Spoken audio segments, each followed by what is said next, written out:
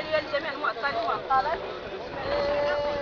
انا صراحه غنقول واحد الكلمه، كيقولوا اليوم كيحتفلوا باليوم العالمي للمراه، والله اعلم. كيقولوا راه كيحتفلوا باليوم العالمي ولا اليوم الوطني للمراه. انا بعدا هي المكانه ديال المراه بين المجتمع المغربي، واش عندنا ناس نيت شي مكانه نيت؟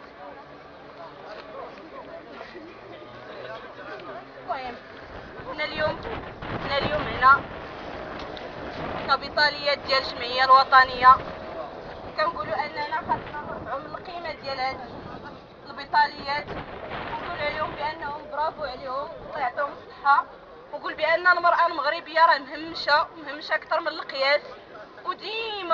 وديما المراه المغربيه يا اما كنلقاوها تحت الصباط، خاصه المراه الفقيره ولا المراه البطاليه.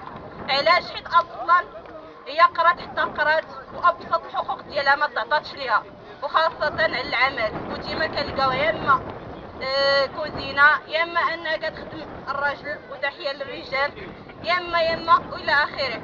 والمراه الوحيده اللي مكرمه في هذه البلاد هي المراه، كما كيقولوا بنت الوزير ولا مرت العامل ولا اخره. هادو هما اللي مكرمين، وحنا النساء والرجال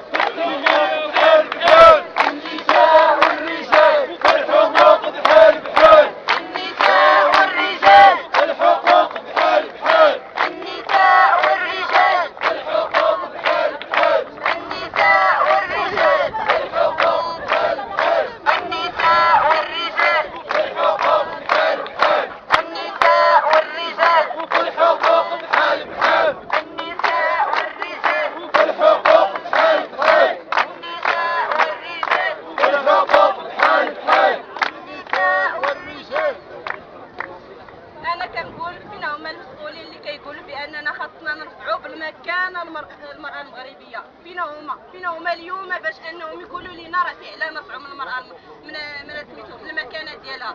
وحناش كنعانيو في الاقصاء والتهميش والمعاناه، ولا كتلقى شي وحده الله يحفظ من حارفه لابسط الامور حيت انها ما لقاتش باش انها تعيش ولادها ولا تعيش خواتاتها، حيت اصلا ما عندهاش باش. والطريق الوحيد هو الانحراف. والصراحه هاد الايامات ما كاين غير يا اما مراه منحرفه، يا اما مراه تصيح صباط ولا شي حاجه باش انها ما خداماش. تحيه لكم.